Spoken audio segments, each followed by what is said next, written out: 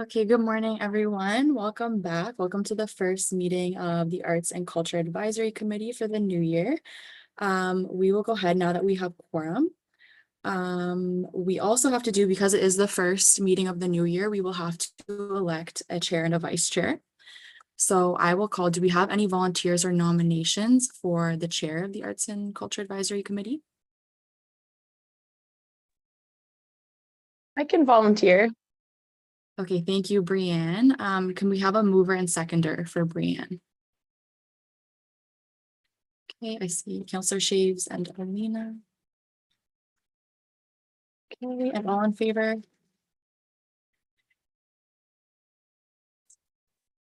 Okay, thank you. So thank you, Brianne. And then for vice chair, do we have any volunteers or nominations for vice chair?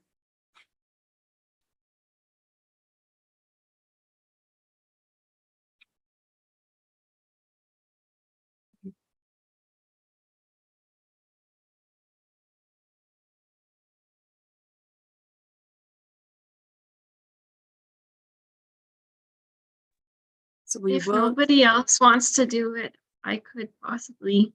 Okay, great. Thank you very much. Do we have a mover and seconder for Alina as chair? Or for vice chair, sorry. Okay, so I see Nicole and Brianne. Perfect. Thank you very much. And all in favor?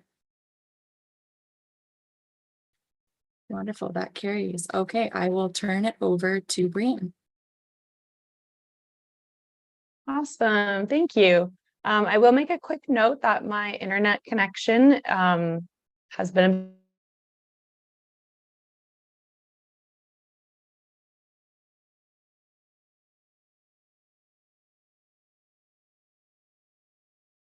Well, that was good timing, I guess. but we'll. Oh, Can Brianne, you hear me okay? sorry, we lost you there for a second, but we can hear you now. Okay, great. Is it okay if I do the meeting without video just because of the internet connection? Yes, yeah, that's okay. Okay, sorry everyone. So yeah, I will now call the meeting to order at 9:33 a.m. Do I have a mover and seconder to approve the agenda?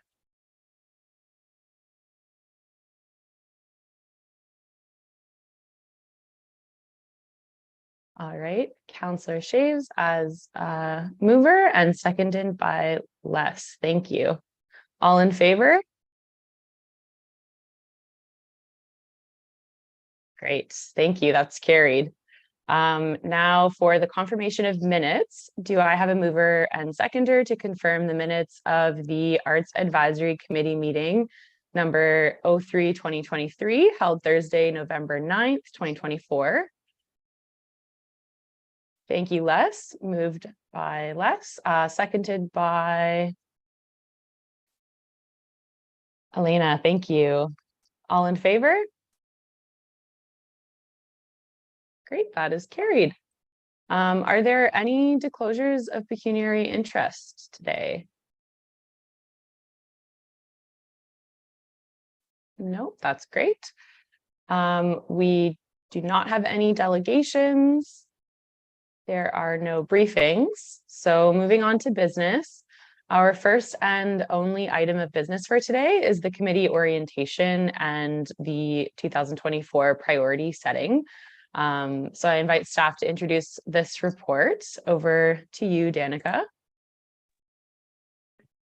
Thank you so much, Brianne, and to everyone for being here today. Can everyone hear me okay? I know I asked our clerk, but that sounds okay? Great. So for those of you who I don't know, I think I do know everyone on the call, but I'm Danica Lockheed. I'm the Acting Director of Arts and Culture Services. And we've shared a report with the Arts and Culture Advisory Committee today that many of you have familiarity to in terms of the orientation of this committee and some of the work of Arts and Culture Services at the City of Kingston. But I know, again, this is a new committee with a renewed mandate. We have some new members. Hi, Devanshi and Sarah. It's great to have you both here, and Les as well. So I will just take you through a really high level presentation based on the report that you received, and happy to have conversation afterwards or answer any questions that you have. Next slide, please.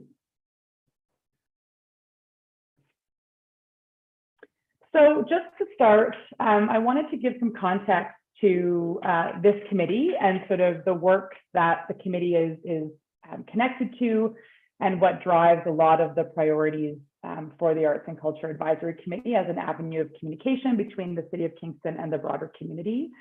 A lot of the strategies that you see here on this page are really what drives, again, this committee. So the Kingston Strategic Plan, 2023-2026, we have Councillor Shaves on this committee.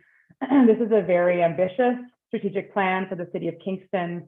And within that strategic plan, there are various priorities that speak to arts and culture, including the need to develop a new culture plan, as well as the creation of artists of workspaces, which is something that has not happened here in Kingston before and is a very, again, ambitious undertaking for this term of council.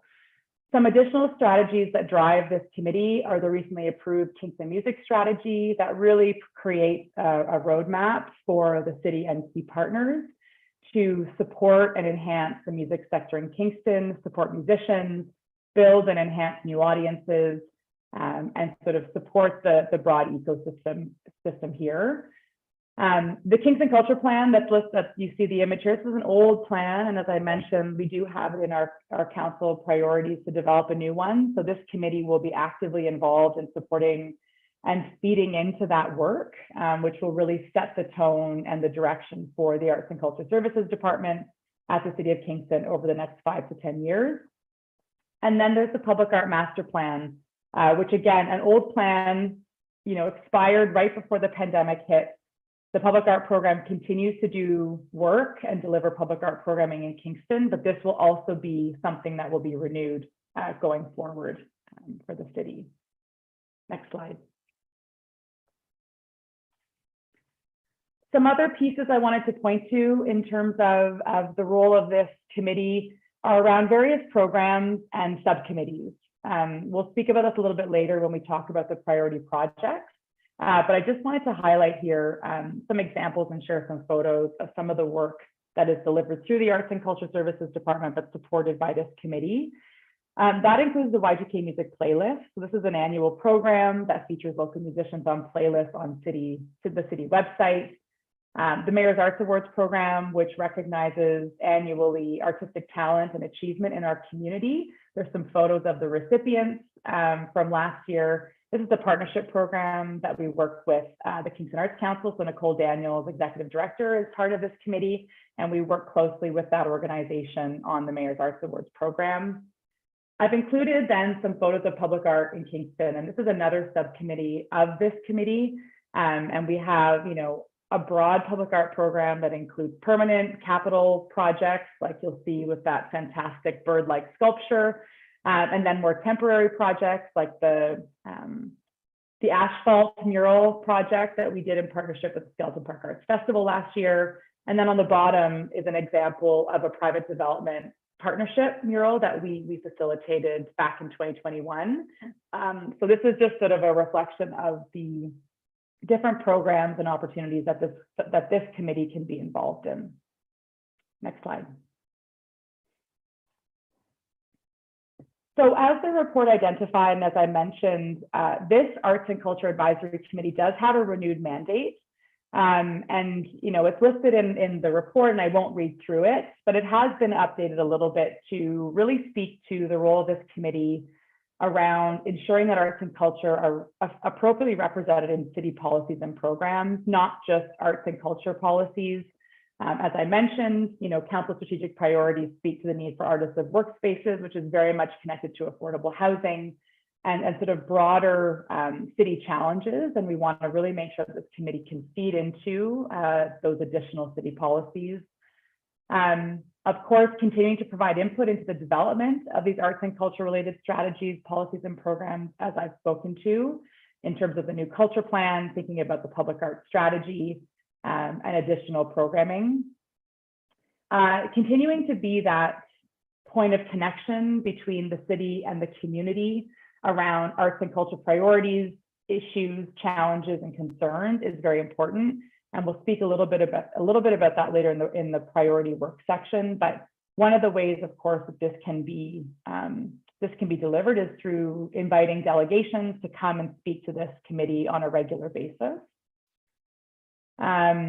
Additionally, another key sort of component of the mandate of this committee is to really support in disseminating information and encouraging participation at the community level by those who are invested in arts and culture policies and strategies, and really trying to support that civic engagement around the work of the city in relation to arts and culture. And then, of course, maintaining close links to other municipal advisory committees, such as the EDI Advisory Committee, to ensure coordination of initiatives. Next slide, please. So along with the renewed mandate, there is also an updated membership that will take place and come into effect once the term of this membership expires in November 2024. Of course, there is opportunity for everyone as part of this committee to come back to the table and continue to be a part of this committee. But our goals with revising the membership was really to open it up a little bit more and sort of think about the current needs of the city in relation to getting this sort of feedback from the community around arts and culture. So that the renewed membership will look like up to 2 members of council, a representative from the Kingston Arts Council.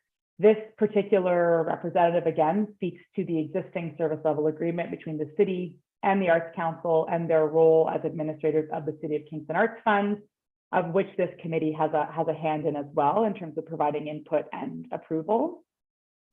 A representative from the city's Equity, Diversity, and Inclusion Advisory Committee. This is a new component to our membership on this committee, really to, again, speak into the need to maintain that alignment and linkages with this important committee and have that filter and lens be applied to all of the work we're doing through the Arts and Culture Advisory Committee. The additional membership includes 5 professional artists, creatives, or arts workers. So again, this is a bit broadened.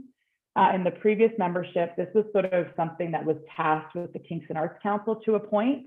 But in opening this up, it really sort of creates more of a it just sort of helps with accessibility for folks who would be interested in coming forward to put their name forward to be a part of this committee. And then there's 4 residents who demonstrate relevant experience or knowledge, ability, and skills related to the functions of the committee. So again, not necessarily professional artists or arts workers, but folks that are connected to the mandate of this committee and have an interest in being a part of it.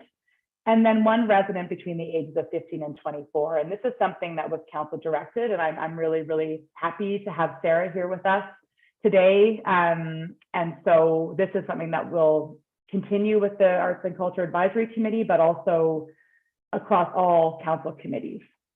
Next slide, please. So again, most of you know a lot about our department, so I won't spend too much time going deep into how, the work that we do, but at a very high level, our Arts and Culture Services department sort of focuses around 4 core service areas. The first is around asset development and management. Many of you know the Kingston Grand Theatre and the TET Centre for Creativity and Learning. The Kingston Grand Theatre is city-owned and operated, while the TET Centre, of course, is city-owned, but operated under Brianne's great leadership and a separate board of directors. As well, for this sort of core service area, Capital Public Art falls under it, which ultimately, once installed, becomes part of the city's civic collection and requires continual management and sort of conservation of these public artworks. And then we have our big sort of staff and volunteer group as part of this. From a programming perspective, this varies and is quite broad. We have the Grand on Stage presenting program at the Kingston Grand Theatre, which brings together national and international artists, builds strong performing arts audiences, which we also support with engagement and discount ticket offerings. Public art also fits under programming from a temporary community arts and professional development perspective. So this is really around the programming and initiatives that we deliver to support local artists who are looking to move into a public art practice or who are already there. Other initiatives like the local arts residency at the Grand, which is something we launched in the middle of the pandemic when our theater was closed, and we still continue today, which provides free space at the Grand Theater and support for local performing artists. I know a couple of the folks on this committee have participated in that residency as well. And then the YTC Music Playlist, which I've already spoken to. And then finally, accessible summer arts programming. This is something that we do every year. Things like Rock in the Square, which is a large-scale concert in Springer Market Square. We form partnerships with long-term care homes and other sort of social service providers to bring arts and culture programming to those participants and residents. And we often work in partnership with recreation and leisure services and heritage services to deliver this arts-based programming. Next slide. These are just some great photos. We can move through that. The final two sort of core service areas are sector development and cultural community development. On sector development, I've spoken to the partnership with Kingston Arts Council around the City of Kingston Arts Fund and the Mayor's Arts Awards. We also have an existing partnership with the Kingston Theatre Alliance to deliver the Kick and Push Festival and support on professional development for theatre practitioners in Kingston. I mentioned the Tech Center for Creativity and Learning. We support this organization through participating at the board meetings, facility management, and also through the community engagement in the Arts Committee. And then professional development for creative industries is also aligned with the sector development core service areas. And then finally, this cultural community development. Obviously, this committee falls into that service area. I've spoken about the policy and strategy development that our department works on that is connected to this committee. And then there's other things like partnerships and programming in support of Emancipation Day and National and Indigenous Peoples Day, and as part of events like Intercultural Arts Festival. Next slide. Again, some photos of some of the things that I spoke about. Grand on Stage, Hawaii Mighty was an artist at Rock in the Square. The top left picture is from our music strategy open house, and then the bottom right is part of a temporary public art project. Next slide. Something new that I wanted to highlight for the Arts and Culture Advisory Committee is that our department has recently inherited special events, the Special Events Office, to our department, which is incredibly exciting. They have moved from Rec and Leisure Services to our group. And this realignment really supports the growth and evolution of city-supported special events as community cultural events, performances, and celebrations. The Special Events Office is a team of 4, soon to be 5, and really they are responsible for delivering various city feature events throughout the year. They collaborate and support partnership-driven events, so things like the Intercultural Arts Festival. I've mentioned Emancipation Day, National Indigenous Peoples Day. These are events that our department also supports.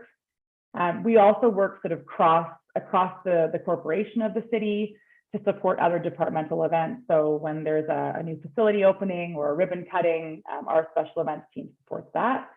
And then probably most relevant for this committee is the fact that the Special Events Office supports and manages external event bookings for city parks and city halls. So I'm sure many of you have had some interaction with our Special Events Office around that piece.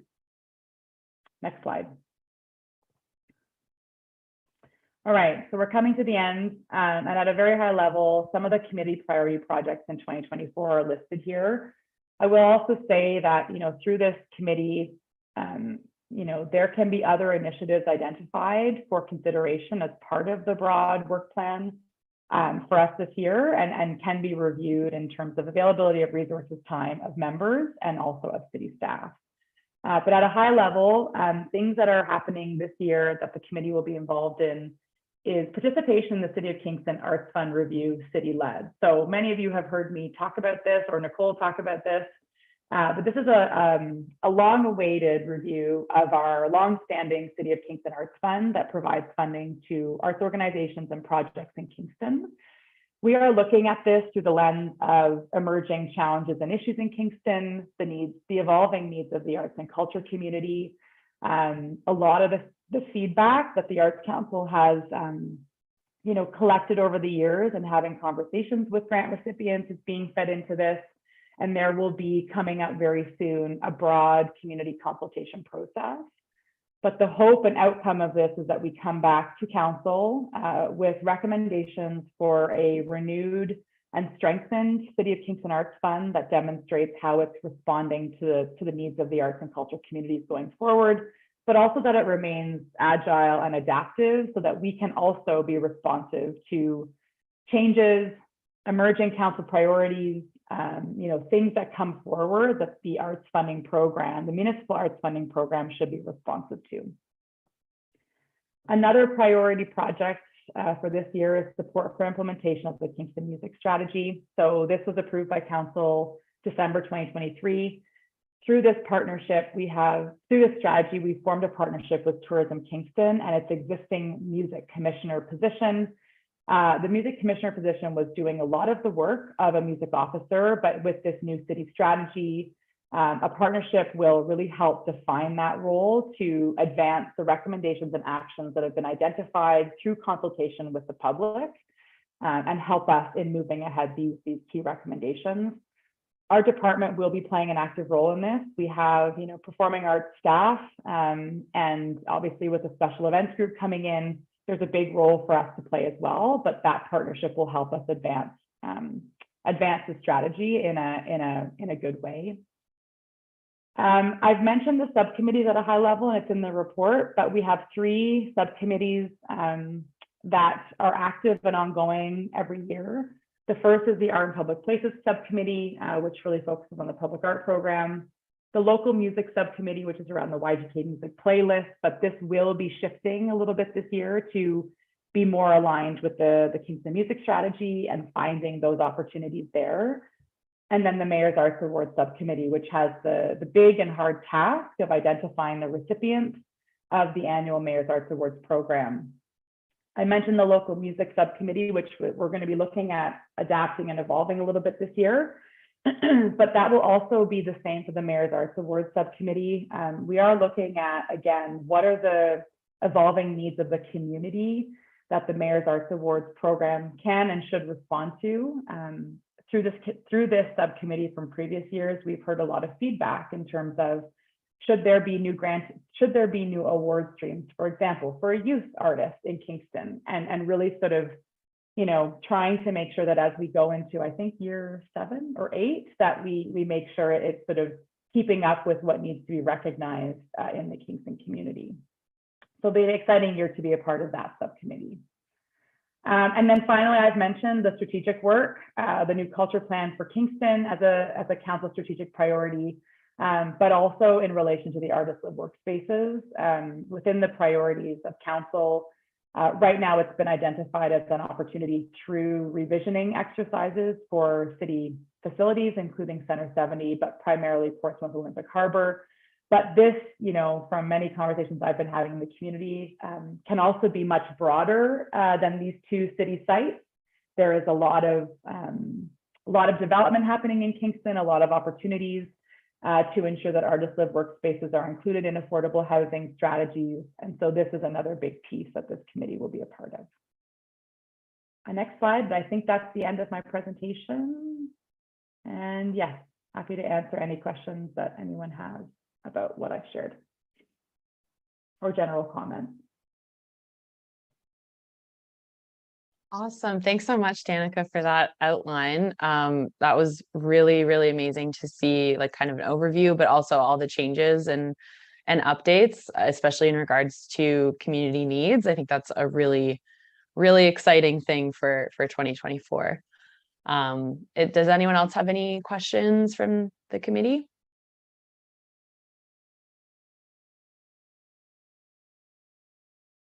No? Okay, that's great. Are there any members of the public present wishing to speak to the committee orientation and 2024 priority setting report?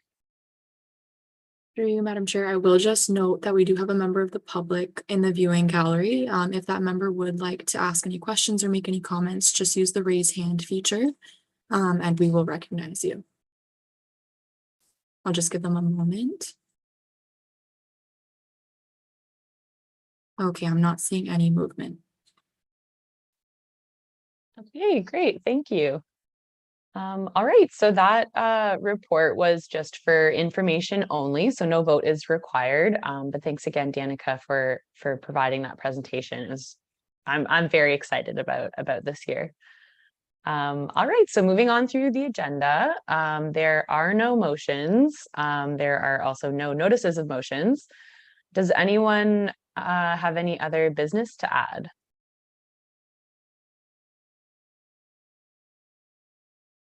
No, okay, great.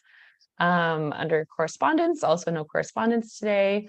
The date of the next meeting for the Arts and Culture Advisory Committee is scheduled for May 9th at 2024 at 9:30 a.m. And if no one else has anything to add, I will adjourn the meeting. So I'll need a mover and seconder for that, please. Great, thank you, Les. A mover and seconded by Nicole. All in favor?